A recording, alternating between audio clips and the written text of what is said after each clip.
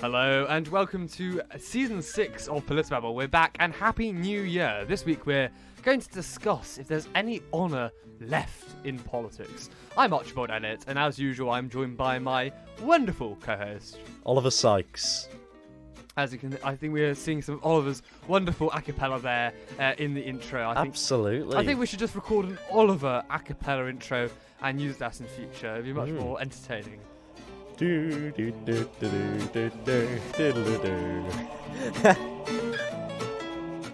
Well, yes, we're back for, and it's the new year. It seems quite odd to think that it's actually 2022. Yeah, crikey. I mean, it was 10 years ago. It was 2012, and that felt odd. Wow, that feels like yesterday. I mean, the two from 2020 onwards, like 2019 feels like a long time ago, but 2020 to now is just an emergence of events, really. It's not still 2020? No, it isn't. If you think about it, to put it in perspective, in December, Boris Johnson will be in office for 3 years, if he's still in. That's the case. Wow. Which is quite some. It's been quite some time actually since 2019, since COVID even began to exist in our minds. Yeah. And there we are. We got COVID out in the first 1 minute 36 of the program. Certainly, we were trying to say, we'll leave it as long as we can. But if you think about it, from then to then, it felt like Boris had been Prime Minister for quite a while before COVID, hadn't he? But he hadn't, had he? Not really. He's not been Prime Minister since then. No. It's in June. He's been Prime Minister, or July. He's been Prime Minister for 3 years. Yeah, it's been quite some time, really. Yeah, definitely. And I suppose if you want to stay tuned, of course, I'm sure you definitely will be. But we'll discuss a bit more about him later on in the show. And the very important meetings that we obviously have wine and cheese here just for our PolitiBabble pre-podcast meeting. That's essential. I sent an email out earlier. Get up in the studio, guys. BYOB, remember? That's the key. That's the key there. But yes, this week we're discussing if there's any honour left in politics. We see politicians of times gone by. They were very much principled, and they would resign on a matter of principle. If they didn't feel their position was tenable, or they didn't have the respect they thought that was fitting of such a position, they would go and they would resign out of a matter of principle. We see, I think, the example, even looking back only 30 odd years ago, we saw the example of Margaret Thatcher's Chancellor, Sir Geoffrey Howe, who, again, stood down on a matter of principle because he felt his opinions had gone so differed to his friend Margaret. So I think we even saw then that signature of principle. And looking back into kind of contrasting with that modern parliamentary, it's fascinating to see the current cabinet, how we have obviously the event with Boris Johnson and him apologising. And the current cabinet, they've been quiet usually so far. Boris went out and said, "No, I apologise, I regret it, but we've still not broken the rules." In effect, that's what he was implying. And they've all come out with the same sort of message. Let's wait and see what the inquiry says. But the Prime Minister has my full support. And then they've gone off on a tangent against some of the MSPs. So would you say there's any honour really left in politics? Are there any, or is it a dwindling item? Not particularly, no. I mean, I had a quote earlier, which is obviously on my laptop, which I've obviously forgotten. Typical of me, I'm so unorganised. This is a perfect politician excuse. Yeah, yes. Anyway, I had a fantastic quote, from a former Prime Minister, in fact, on this matter, and I'm really annoyed that I can't find it. Anywho, I will try and find that in the meantime. But yes, obviously we see the matter of resigning and sort of, the vote of no confidence and all that as a political convention, something that's not set in stone. It's only a convention. It can be followed. It doesn't have to be followed, but for most of the time it is. And time again, in Johnson's leadership, he just seems to carry on, and the media are not letting go of this one.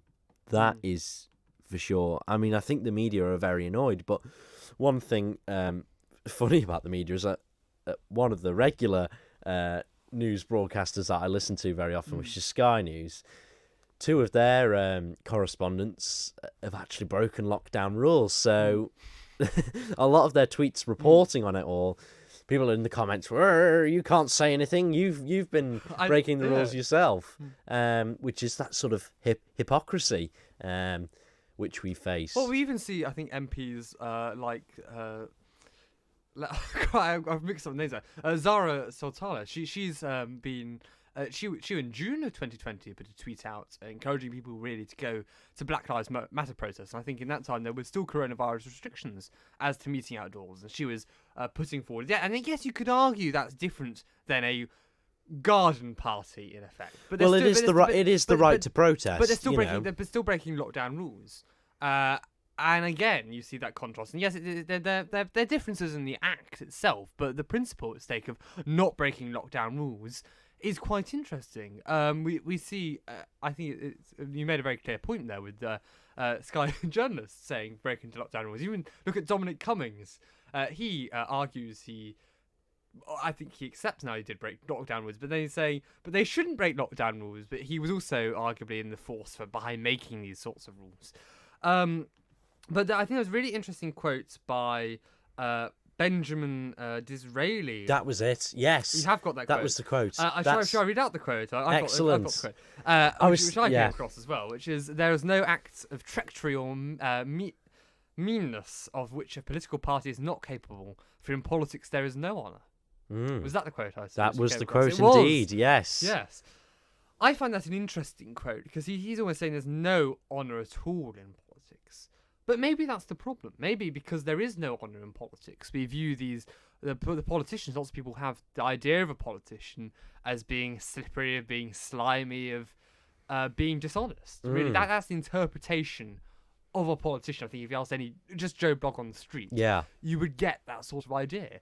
So maybe we have seen that there was more honour, arguably, I would argue, in the past. But if there was actually any honour to start, that's the really interesting point.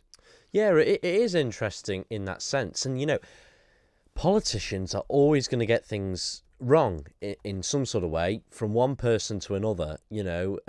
Someone's always going to have, be on one side of an argument to another.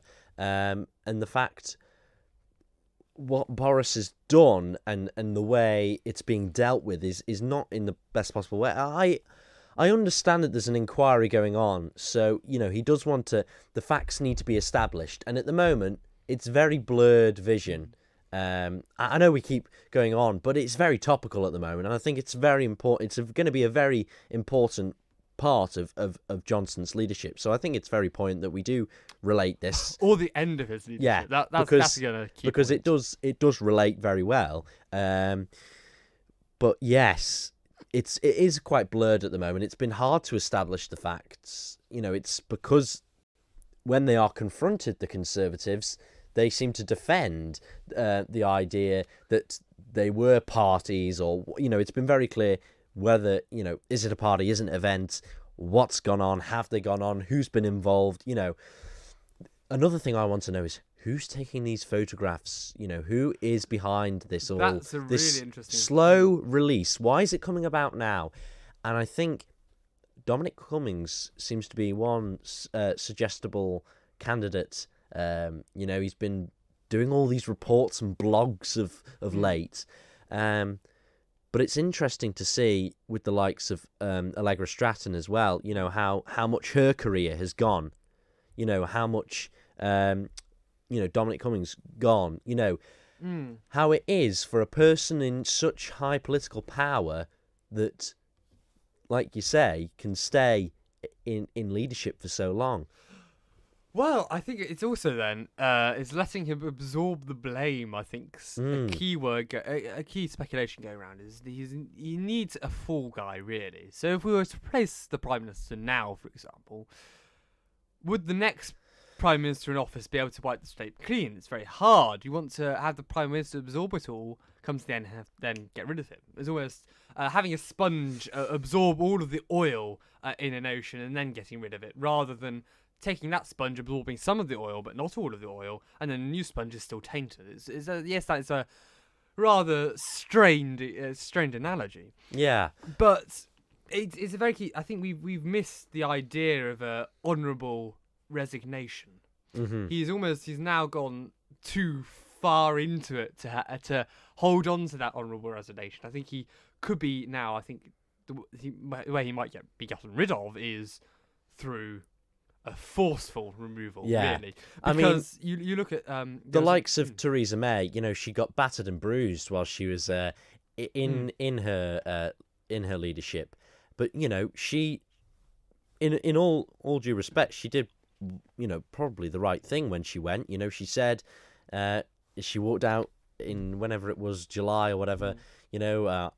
I tried. How many times? There's a constant meme going around, isn't there? Yeah. I tried 3 times and I failed, or whatever. Yes. But and it was really interesting yesterday to see her in PMQs, Prime Minister's Questions, sat there on the back benches, and she sort of had a bit of happiness, not sort of happiness on her face, but a bit of a smirk in a way. And the person that sat next to her, and she was sort of, because she knows what it's like to be up there and getting grilled. So I suppose she's probably finding it a bit hilarious as well. What I'm really surprised is that yet none of the Prime Minister's team so far has dropped him, really. We see even Jacob Rees-Mogg standing up there and defending the Prime Minister. Ministers are all defending the Prime Minister. I think, surely, if you realised he's a dead fish in the water, I'd almost argue now. He's definitely not suitable for winning another election.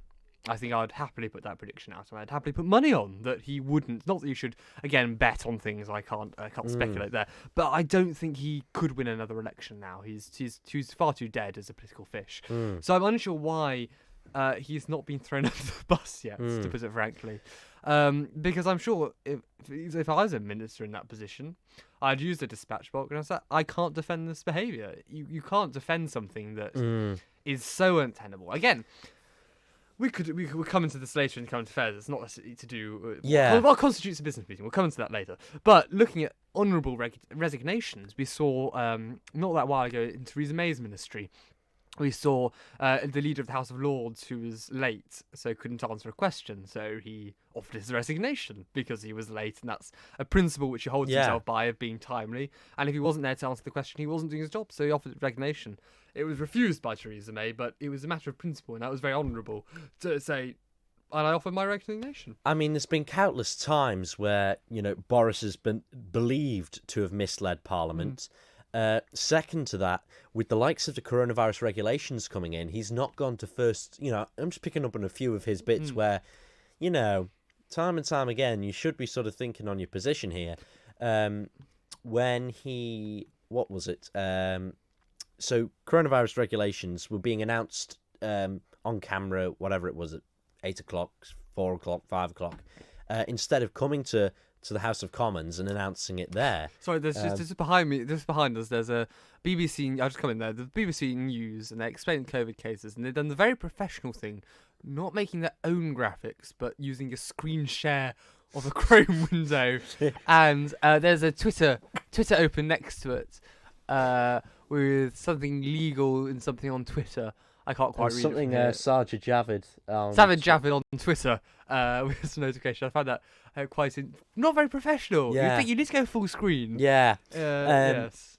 So not following and having Lindsay Hoyle, the speaker, sort of badgering on about him about but it was hilarious. Sorry, I know I'm picking up on a few points, but obviously yesterday when he sent the Paymaster General to House of Commons to ask to answer the emergency question, and it was hilarious. Angela Rayner stood up and said, the Prime Minister has, no official business today, and yet he sent a junior minister to go, which I found, which was hilarious and just shows, It's just giving the junior minister some limelight. Yeah. So the junior minister will be well paid in some wine and cheese later. Yeah. So, Oh, definitely. yeah, so be reassured. Definitely, and some wallpaper, of course. Can't forget the wallpaper. No, I saw some. Going a bit off topic. I saw some pictures of inside Carrie and Johnson's flat. I think it was aptly described by the writer as the inside of a Cath Kidston handbag. Oh, right. It was horrendously garish from what I saw. Yeah. So going back to sort of, I'll show you some. Show you some pictures like that, Oliver. Here, can you see here? oh crikey! Yeah, there's some really. It's just. It's not tasteful, I would say. It's like the inside of an Art Deco's 70 club being constantly assaulted and everything. Some of it's nice. Some of it is horrendous. I'm not sure. No wonder they didn't pay for it themselves. Yes, no, that is probably quite right there. Yeah. But yes, honour in politics, we are seeing more and more. It's interesting. It's almost, should you be forced out of your position, or should you resign before it's too late?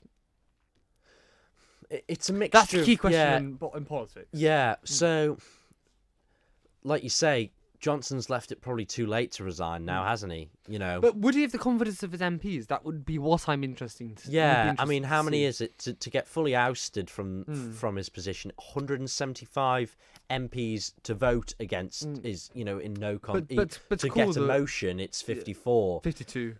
Sorry, I thought it was 50. It's been going 52. around that it's 54. Is it? I was pretty sure 1922. But obviously another thing about Jacob Rees-Mogg, wasn't he on Newsnight last night? Something about oh no, it is 54. I do apologise. Yes. Douglas Ross, is it, the leader of the Scottish Conservatives, and them saying they're calling for Boris to resign. That's why it is 54. You're correct. Yeah. But it's because two MPs have already confirmed it. Right. So it's 52 to go. Yeah. Right, 52 to go, and they did seem to say that what was it? 19 of the Scottish Conservatives would be, calling for the Prime Minister to resign. But they don't have any power. Yeah. Because they're in the MSP rather than an MP. So yeah,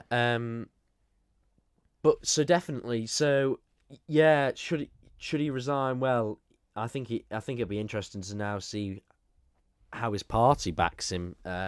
Obviously, his cabinet seems to still be pushing forward for him. But I'd like to sort of delve off a little bit and go a little bit left and talk about Tony Blair and him being awarded with the honour of the Order of the Garter. Do you think he should have that removed? Removed? No, I disagree with that. He regardless of what you support or you don't support, he has done he did do for a long time. I forgot how many years he was in office. Yeah, so do you... How many years was he? 1997. No, prior to that, wasn't he? That was the election he won. He went in 2007. 94 to 2007. Yeah, 94. Yeah, which is how many years? 94, 13 years. 13 years, so, which is a long time. You're doing 13 years in office of arguably one of the hardest jobs leading the country. Mm-hmm. I think that reserves some level of respect. And if you take away what happened in Iraq, and don't get me wrong, it was probably the wrong decision, but I think he was a fantastic prime minister, excluding what happened in Iraq. I mean, Iraq was probably the bad part of it. But the question I'd like to ask, which you're probably going to say yes, is we're sort of talking about honour. Should politicians be honoured with awards and such declarations, such as awards in a way, like the highest, what is it, the highest honour from the Queen, Order of the Garter. Order of the Garter.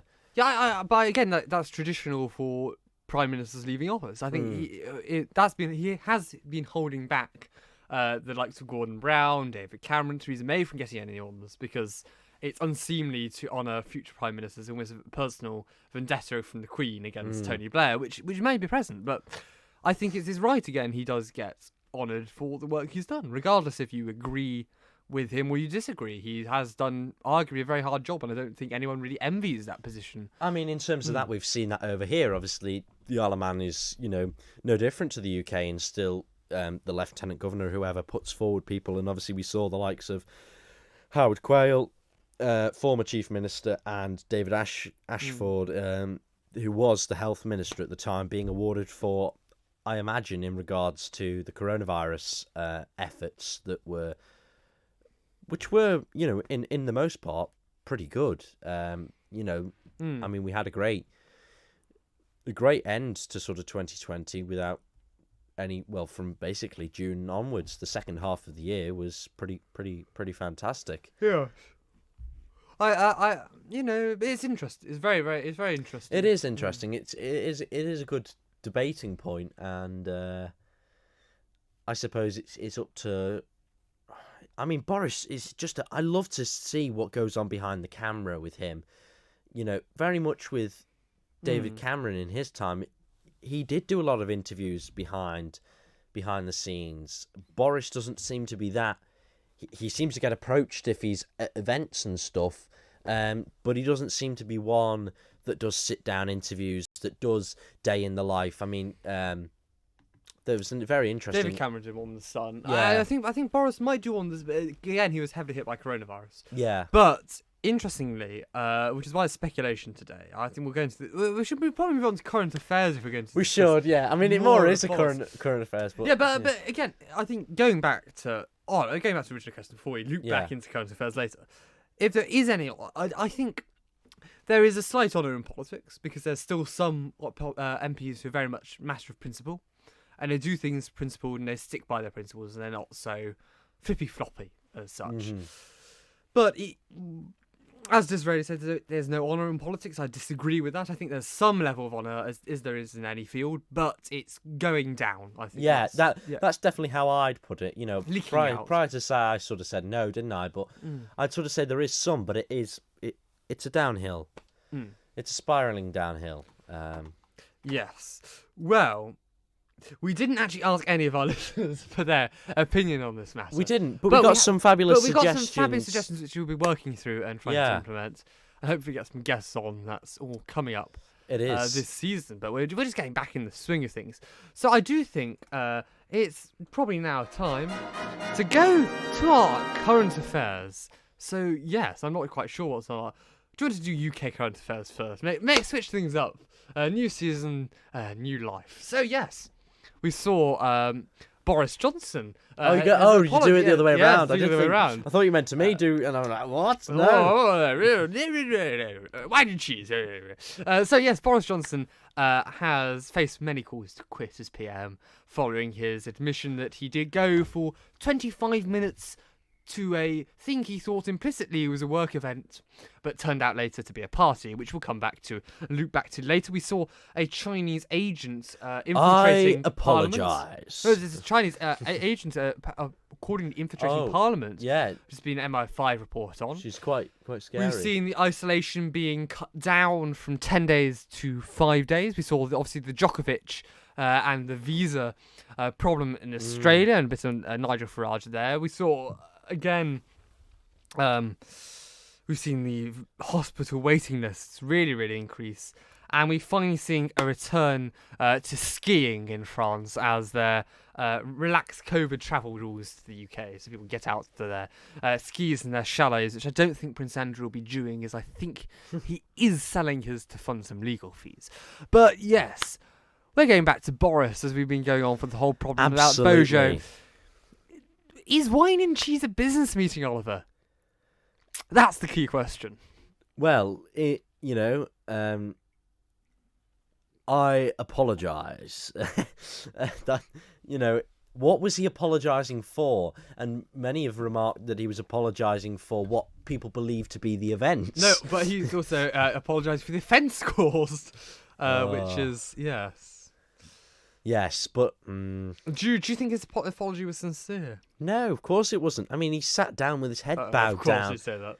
Yes. He sat down with his head sort of like this for the most of PMQs and looking up and rolling his eyes. And it was funny. He was getting a lot of leaning ins from Dominic Raab on his what does it be, his right hand side or whatever, left hand side if you're watching it.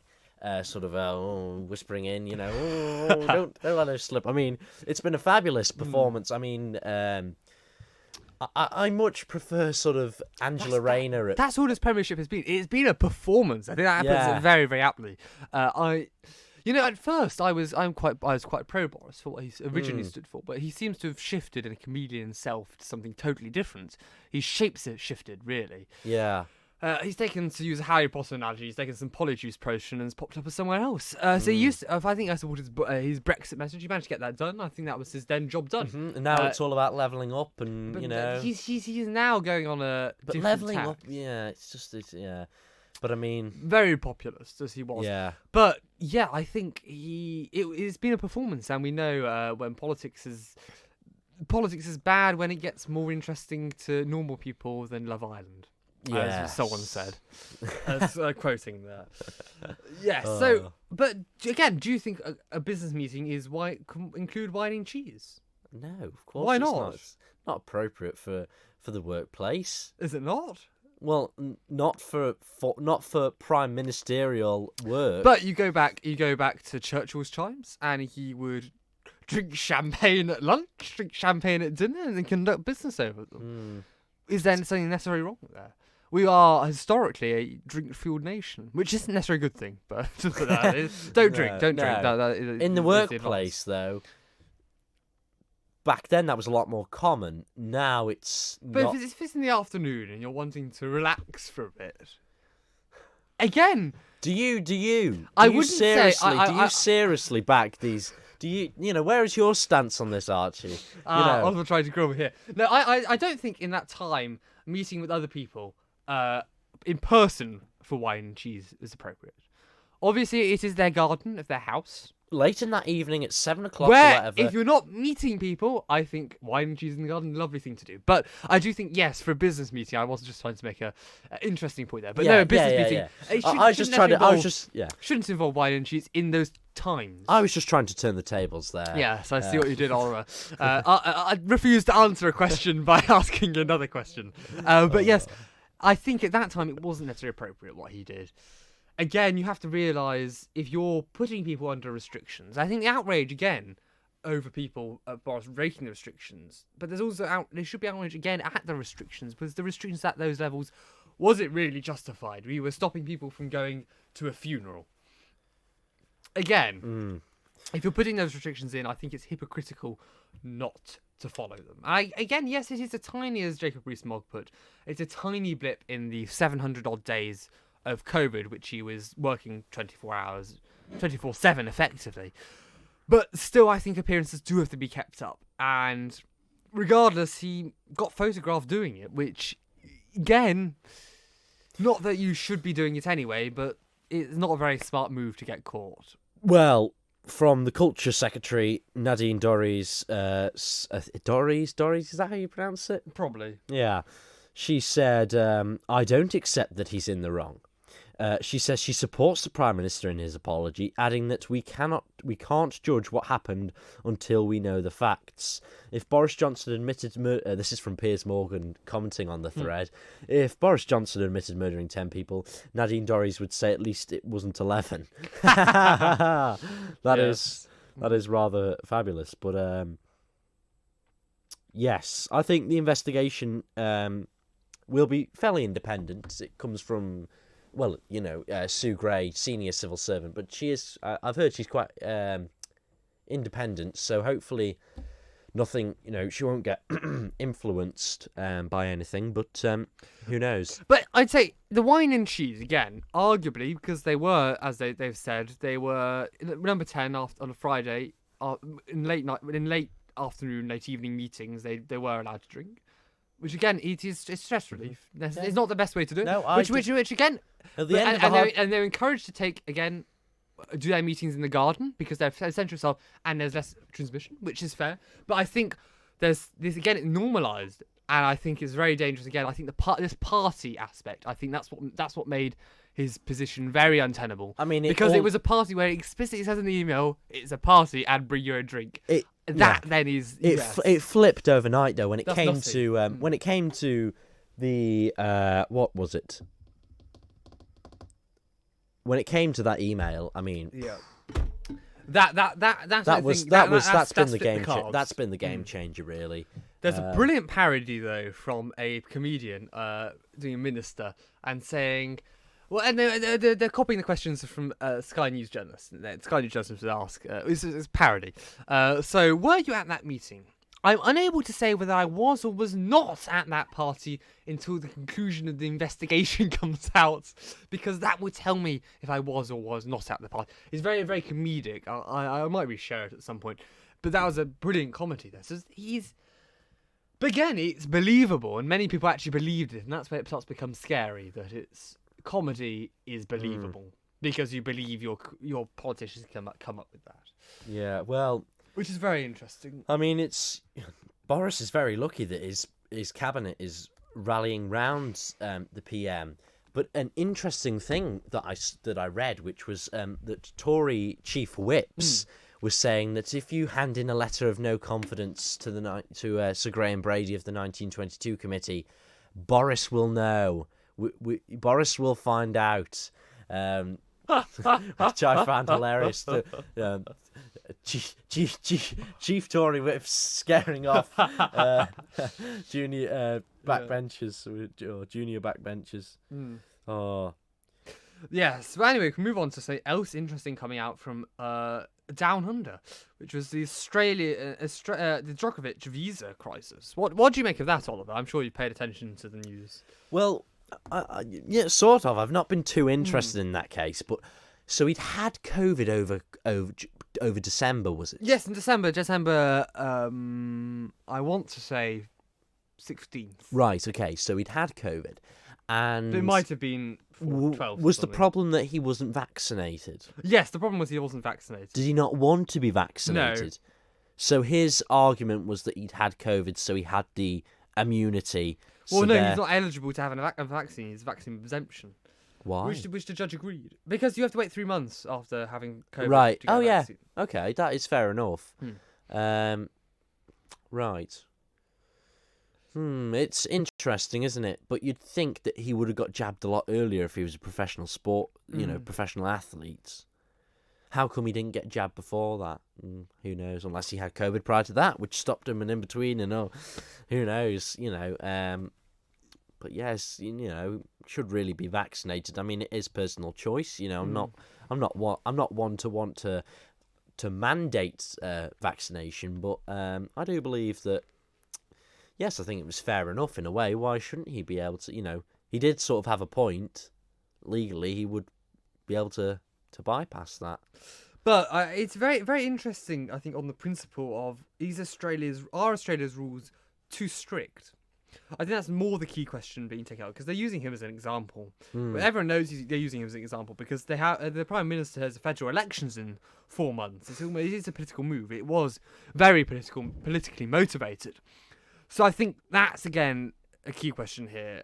Are we letting, really, politics decide our health policy? And that's dangerous. It is dangerous. And it is how, well, the health doesn't matter. We've still got to weigh up the economic and social factors, I think the health point of view should have a big influence.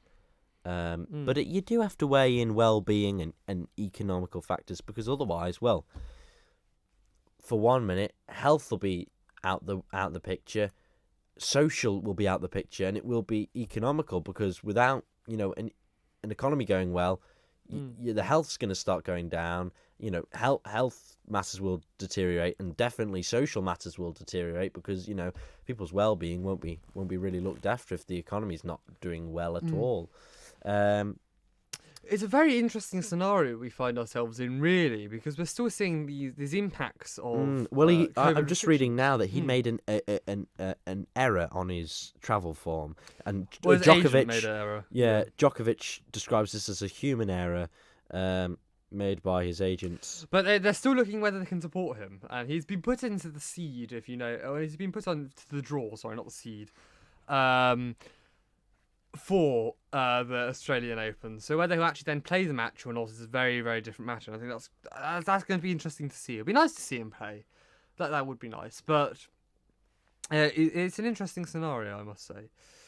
But yes, we see, obviously, China has now had more influence over the UK, and there's a Chinese agent infiltrating Parliament as MI5 has issued its rare warning to MPs that they're interfering in, that the Chinese are interfering in UK politics. So there's a Chinese lady who's established links for the CCP with current and aspiring MPs. She gave donations to politicians, and there's it's become a significant long-running investigation by MI5, it seems. And one of the MPs that was funded, an MP has actually been funded, Barry Gardiner, who received over 420,000 in 5 years. Oh my goodness, that's an incredible amount. He said he always made MI5 aware of the donation, but he seems to use it, which is interesting. I wonder why. Well, yes. Oh, that is somewhat hilarious. Mm-hmm. Oh well, I wonder what he spent his money on. What party is he a part of? Labour. He used it covers the costs for employing parliamentary researchers. Very good. Very good. Yes, interesting. Yes. So, I suppose, that covers most of the UK rules. Yeah, so Boris should go is really the main I think that's the main consensus against many politicians, apart from his own party or cabinet. Yeah. So it'll be interesting to see what happens. I mean, the part... Not many MPs have come forward straight away to say, Conservative MPs to say, they're not because they're still working out what to do. They want to work out, and the thing is, there's a lot of factions in the party of who would they support for the next prime minister, and they're not necessarily so united. They're not so working in collaboration. And I'm not sure there's makes anyone it harder that's... to organise a vote of confidence. Yeah, it's funny how Rishi wasn't there yesterday. He was out on conveniently a busy schedule. Yes, but tweeted in support. Yes, at the last minute. But yes, France has relaxed their travel rules from the UK. All right, which is nice. They've been quite tough, haven't they? They've been very tough. They were. You don't no longer need a compelling reason to enter France, nor you have to self-isolate when you arrive. But a negative COVID test is required, which I suppose is a welcome relief after they really stopped anyone travelling through France or visiting France at all. Ski destinations are very, very much put under pressure and everything. So, well, I suppose February half term over here is quite a big time for people that go skiing, isn't it? Yes, but I doubt February. that many people will have booked to go. I know. Well, they're all booking now.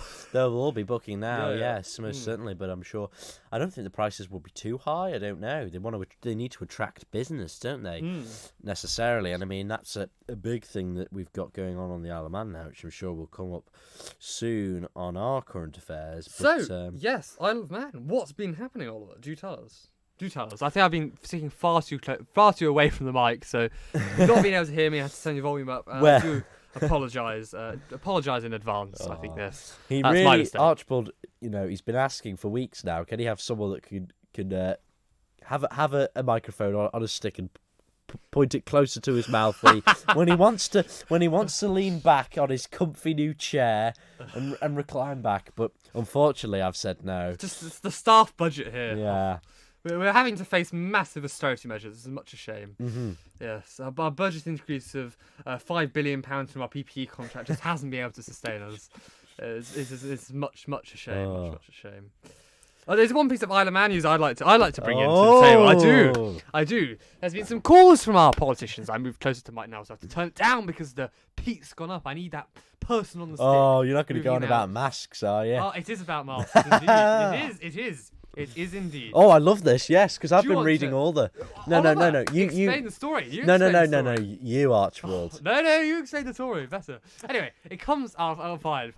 It comes from posts made by Jason Morehouse, MHK. Absolutely, Yes. frequent social media use. Are you a fan, Archie, of his social media use? Many. Jason Morehouse, he's been posting quite a lot about masks in schools. He's been calling for masks in schools. Apparently, several students have approached him, asking him that we need masks in schools. Interesting point there is the majority of students wanted masks in schools. The Then they'd majority wear of them. students would wear masks in schools. The majority of students don't wear masks in schools. That's maybe telling you something. Maybe students don't want masks. He's repeatedly been going on since basically December, relaying the same story on social media about students this morning will be walking off the buses and will have had to legally wear. You don't actually legally. There's no, It's just a policy. It's a policy. It's mandated, but there's no police officers getting off buses. They're not. You're not wearing a mask. I'm gonna have to arrest you. There's none of Great that. invitation of the police. Thank you. Don't ask me for that. Thank you. They will thank me later. Yeah, but interestingly, I find the really interesting point is the UK government published a study in January 2022, Mm-hmm. and a couple of days before I posted it on all the comments, because I made a comment. Someone rebutting it. backlashed at you, didn't they? Yeah. Your comments are out of date. Apparently, my comment was any of this. The study gave that there's been no really significant impact of wearing masks in corridors. What Jason was calling for is asking for students to wear masks in corridors, not in lessons, in corridors. Mm-hmm. That there's no real discrepancy there. The evidence is inconclusive, saying that actually does any effect. Evidence is inconclusive. UK government says that on a larger scale study than 5 island schools. Well, what I'd like to say is this. Now, I have an interesting point, which is... Oh, but I got rebutted saying it was out of date, even though the study had literally come out 2 days prior. Yeah, which was because they said the data had been collected from the previous half term, which meant it would... You can't complete can't- data in 2 days. Yeah. So, let's say, for example, someone has coronavirus, and they're walking down the corridors, and they've not got a cold, they're asymptomatic. Let's say that they're asymptomatic, so they're not coughing, spluttering, they're not heavy breathing, so air particles are not going out of their mouth. But whatever they do, they brush their mouth, and then with their hand, they're clearing their throat, and they brush their mouth, and some sort of saliva or whatever gets on the hand. They then go to touch a door handle. Now, that's the same door handle that 20 other people use. Yes, but the thing is, they're not cleaning the door handles, but they only clean one side of the door. Yeah, and they use the same cloth for every door handle, so they're spreading it, basically. Well, they use disinfectant on the cloth. Yeah, but I don't think it's the strongest disinfectant. But interestingly, there's a study which, again, But more... that's one way. That's how I'm saying it is. It's not just masks. It's human to human contact. It's contact from. I've touched this, you touched this, it's come from that. It's not, I've put a mask on, he's put a mask on, we've both touched the same thing, it's not going to spread. Anyway, carry on. But the virus doesn't really... within 20 minutes of becoming airborne, it loses 90% of its ability to infect us. So this idea on ventilation. But the thing is, interestingly, in a corridor, you're not next to the person with COVID for 20 minutes. No. Even the infectious time of 8 minutes, which is quite entertaining. So he refuses to respond to the comments on his post. He responds to them very generally the next post and saying, "You're just all coming at me for asking questions." But he doesn't give justification for his questions. Yeah. It's unclear what evidences questions have been based on. So I find it very interesting. Well, someone's described him very much as a union rep for teachers. But anywho, Apt description. But what I'm trying to say is, at the start of the pandemic, it was very strong on contact surfaces and human to human transmission by someone touching something and someone touching that. There's no sort of PR on that anymore. It's all about it being spread through the air. But it's also when someone touches something... It's on the surface. It's on the surface. Yeah. Now, obviously, for things like, I think it's metal, it stays on for longer. Something like cardboard, it doesn't transmit. We know it doesn't transmit through food. There's other, there is science on that. But we do know that... All I want is someone to actually respond to the point. Yeah. And he doesn't respond to the points. But no. But at the end of the day, and people are saying, well, healthcare workers have to wear masks. Why, Yeah, because they're around vulnerable people. Mm-hmm. And a surgeon, you wouldn't say in a surgery, your surgeon shouldn't wear masks because it's next to an open wound. Very funny though. If Julie Edge, which is funny enough, I've proposed a question. There's supposed to be an interview today with the Chief Minister, and I put a few questions over to Paul. And if it wasn't for Julie Edge being a minister at the moment, I think she'd be very much in support of Jason and his questions. I think she'd be proposing I think she'd be very much for masks, if I do believe so, because that's what she was like prior to being a minister in the last parliamentary session. It's a good move by Alf, I say. Good move. But what So what I'm saying is, in Alf's manifesto with collective responsibility going to be dropped, I have put forward to Paul, which hopefully he will have asked, only a simple question. It's a yes or no question. Has collective responsibility been dropped? As we know in politics, nothing is a yes or no question. Boris, did you go to the party on the 20th of May? It was all within the rules. Wine and cheese. Yeah. Hey, wait till the inquiry comes out. I can say nothing till then. Yeah. That's a yes or no question in politics. I'm so looking forward. So, what did they say? I think it is going to be next Wednesday. The inquiry comes I want to see the inquiry results. Boris, what's at the party? So, Boris, will the inquiry be published? Absolutely. Yeah, of course. But if you follow Sir Humphrey Appleby's rules of government under Yes Minister, which all ministers respectable should follow, you only launch an inquiry if you know what the answer will be. Yeah. And if you can ensure the answer is the answer you want it to be. It's going to be, yes. I mean, who knows what it's going to be. It'll be interesting to see if it isn't. Crikey, do you imagine we've been scammed all along? There were no parties at all. This email was fake. Who knows? Could be with the age of deepfakes. Who really knows? Yeah, but I'm sure the Tories would have substantial evidence that it was fake, and they'd be purporting it if it was. Boris would be saying it was fake if it was fake. So I think it's going to be an interesting time in the next few months. Will we get a different Prime Minister? That is a key question. Who will be the next Prime Minister? You, Oliver, obviously, yes. Of course. Obviously an MP. Of course, but we'll go through a few more stories of a bit of Manx news, which is that concerns as gas price increase again, basically, and concern as gas price increase hit bills. That sounds like a well-written headline.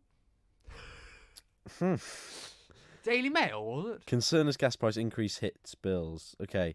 I think I'm probably just reading it very monotone, which doesn't help. But is it concern? I think it's that the bills, people's bills for when the 27.5% increase that's actually come into effect this month. Tourists want greater flexibility when travelling now. I must say, the petrol prices.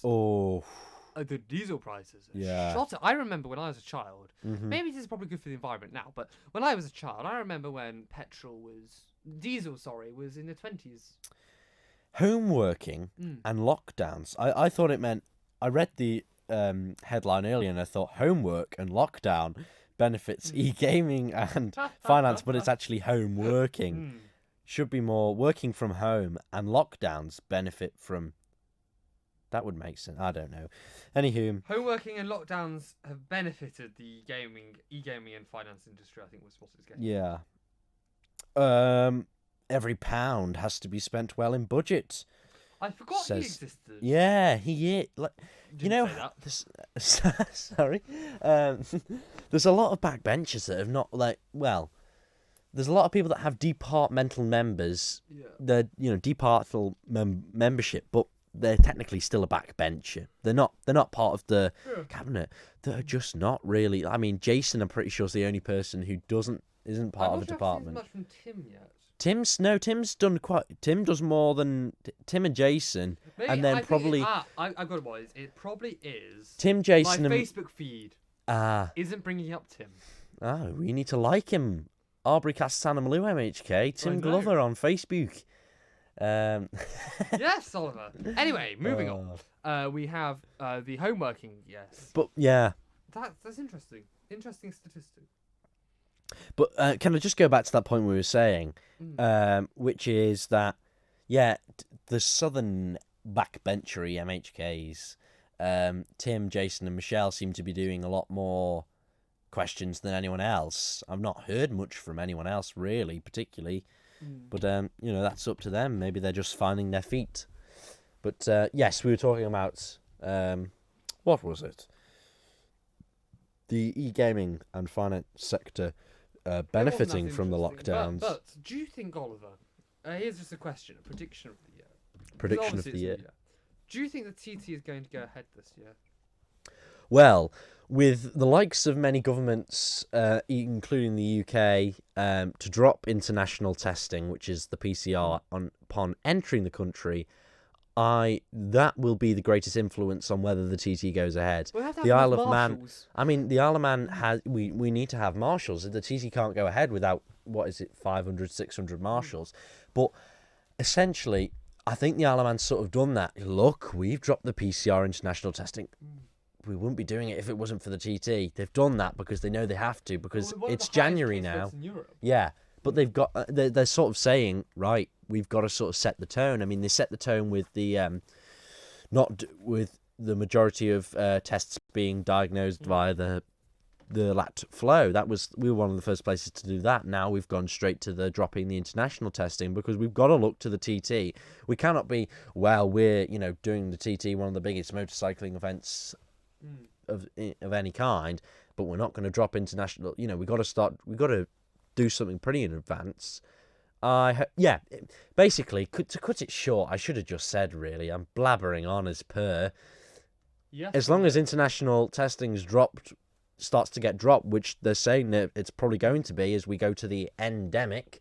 We're not quite there yet. Testing endemic. So, a case story linked to this is the Isle of Man Chamber of Commerce has called for testing and isolation requirements to be dropped. Right. The Public Health Directorate said we were in a very good place with regards to our vaccination. Archie, just to confirm, are you double jabbed yet? No, I can't. I'm not eligible, Oliver. I had COVID. Yes. Within the last exactly. In the last 28 days? Within the last 3 months. Oh, I heard it was 28 days the other day. 3 months. Oh. Is that... Are you 18 yet? No. It's 3 months, so yeah. Oh, I heard on the news this morning it's 28 days, but maybe it isn't. Maybe I misunderstood. Yeah. Yes. But, oh, yes. When did you have your first jab, isn't it? It's 3 months from your first to your second jab. And then if you've had it, then it's 28 days on top of that or whatever, I think. I can't remember. Yeah. Oh. Anywho. Wait, there was something on the Chamber of Commerce, and now I can't find it. But yes. I think the isolation amount of days should be dropped unless you are positive. Unless you carry on being positive, then stay in. Stay in. Yes, their survey wanted to see all COVID testing and all restrictions removed. Okay. That's interesting. I don't support that. Yeah. Fair enough. Well, no, I do support it, but I don't support it. I think at this stage, considering the amount of cases we have, is it necessarily a smart move? Not necessarily so. No. As the Gershwin tune goes. But, we've been, apart from the schools, which was very interesting. I keep missing out Manx Taxpayers Alliance's posts. They have interesting. I should use them for a couple of news stories, because they've been posting quite frequently recently, which is that basically the amount of teachers on the island, teachers or lecturers, not support staff, not education staff, basically the amount of teachers has not gone up since... Interesting. So, Oliver, you said you should take more news articles from there. Are you very biased in how you choose our news? No, absolutely not, Archibald. I just said there was an interesting article. Yes. There's an interesting article, so I may further look to there and more other news sources. I mean, there's some news sources on the Isle of Man which I wouldn't use because they're pretty much the same as the others. There's no doubt about that. Would you agree? No. Yes. I'll go no comments. But I think yes, it's proven an interesting time for current affairs. Which it is most weeks. Which is most weeks. So we'll be back with next week with a very interesting topic. I'm not sure what we'll announce, but it'll be there somewhere. I am having a love for these brass fanfares. Oh, you certainly are. Yes. So we'll decide on the topic for next week. And if you do want to come on, we might be. I don't know if we can get in-person guests. That's the question I need to approach. Probably if we book in advance, but maybe. But we might be able to get you Skyped in, which will make it even easier. Yeah, you can stay at home. You can stay at home. You can have cheese and wine. Exactly, cheese and wine. Unfortunately, I can't have cheese and wine in the studio because I am driving afterwards. Well, you could have non-alcoholic. Oh, no fun in that, is there? But yes, that does conclude this week's episode of the wonderful PolitiBabble podcast. Do you have any final words to say? Absolutely not. Apart from, I apologise. No parties were taking place. Extend the office. And if you're extending the office in the garden, you might as well extend your listening and listen to the prior episodes of the PolitiBabble podcast, available on manxradio.com/podcast/PolitiBabble. That's manxradio.com/podcast/PolitiBabble. You can find a whole archive there to expand your listening, much like Boris expanded out into the garden to enjoy some wine and cheese in a very dubious business meeting. Yes, and of course the PolitiBabble podcast is of course in support alongside Labour and the Scottish Conservatives and the SNP for the resignation of Boris Johnson. Are we now, Oliver? I must say this programme does contain much satire, so can't always be taken seriously. Don't sue us. You've been PolitiBabbled.